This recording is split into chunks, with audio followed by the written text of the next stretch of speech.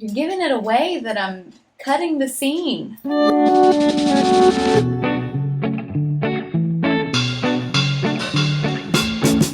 Hello everyone, welcome back to Art Historian. I'm Jessie and this is my co-host who is leaving set, Nala Dog. So in our last video we talked about Artemisia Gentileschi's Susanna and the Elders. We are going to continue our discussion about her today. So if you haven't seen the last video, you should definitely go back and watch it. I'll link it in the description and there will also be a link right here. Watching that is going to make this video make a lot more sense. You're going to get more out of it. Also, as a side note, you should like this video and subscribe to this channel if you want to learn more about art, history, and/or art history. So now that you have a refresher on Artemisia Gentileschi's Susanna and the Elders, we are going to talk more about what her painting style did for her. So we've described Susanna and the Elders in the last video as visceral and violent in some ways. And when we think about those two adjectives, who comes to mind other than Caravaggio? Gentileschi definitely got an up-close view of Caravaggio's work because her father was very good friends with him and worked closely with him, and we can see through her own work that it seems like she admired Caravaggio's style quite a bit. Much like Caravaggio, and possibly more so because she was a woman during this time, her work had a very profound and bold voice. She was a very controversial artist, and as we said previously, she became famous largely because her work was considered to be an oddity. We can see the same pattern in strong female voices today, but this has led us to take Gentileschi's critiques on the social world around this time seriously. So this time we are going to compare Gentileschi's work with Caravaggio's work of the same name, and that is Judith beheading Holofernes. We're kind of doing a 180 in the themes of these paintings from last time to this time. So the biblical story these two paintings are based off of is basically this. Holofernes was a military leader whose troop, I don't know anything about the military, whose troop was occupying Judith's village. So these military group is invading Judith's town. Holofernes leads the military group. So as they are occupying, Judith and her maidservant hatch this plot to get rid of the invaders. So the young and beautiful Judith seduces Holofernes, brings him into her home, and there she and her maidservant cut off Holofernes' head. Now, when you look at these two paintings at first glance, they look very similar. They are both very graphic. They have the same context, and even the poses are kind of similar of the two women and Holofernes there. However, we are going to look more closely at the different expressions on the faces of these three characters to expose some of the social commentary that Artemisia Gentileschi was trying to get at in making this piece.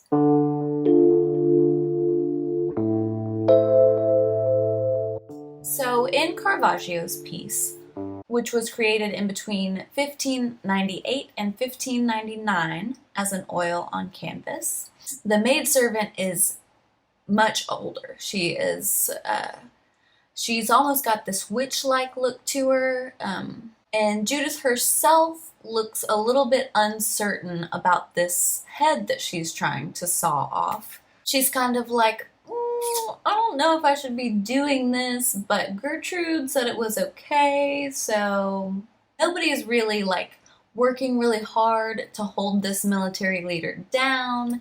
He's just kind of laying there, letting this thing happen. Maybe they had the element of surprise at this point, but Judith is not putting a lot of really intentional effort into this. And we can extrapolate from looking at the visual here that Caravaggio was representing her as more of maybe somebody who was kind of coerced into doing something like this, instead of someone who has been plotting this and, you know, wanted to bring a man into her home to seduce him in order to gain the military advantage.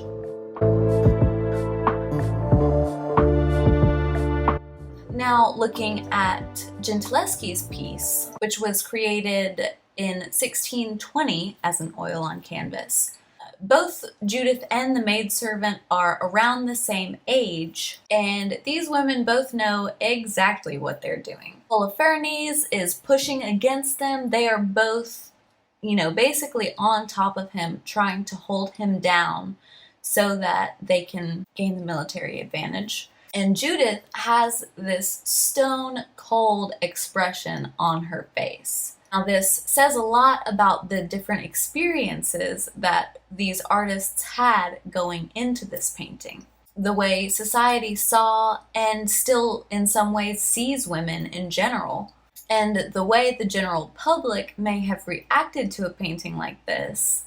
That's something that's really interesting to think about when we're looking at two controversial artists that are trying to make a very different statement in what they're saying. So Gentileschi kind of took Caravaggio's affinity for bold statement and took that one step further by adding in this idea that Judith knew what she was doing. She wasn't coerced into this, and this mindset that some people may have had about the kind of creatures women are might not always be correct. Now, I'm sure there's a lot more to talk about in the different nuances of these paintings. There are certainly a lot more really interesting things, really interesting depictions of the story of Judith, the maidservant, and Holofernes. However, we're not going to get too deep into that today, because what I really want to point out with this video and with Artemisia Gentileschi, what I absolutely want you to go forward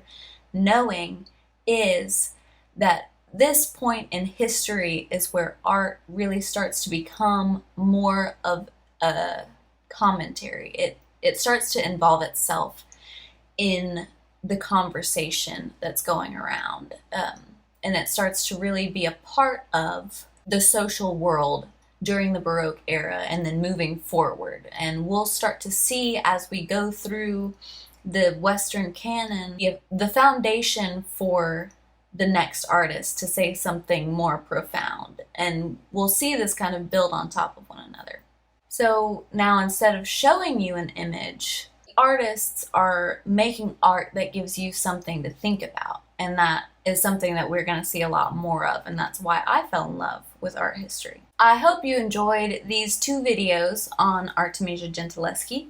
She is the most celebrated female artist of this time period, and certainly a force to be reckoned with. As always, thank you for watching, and we will see you next time.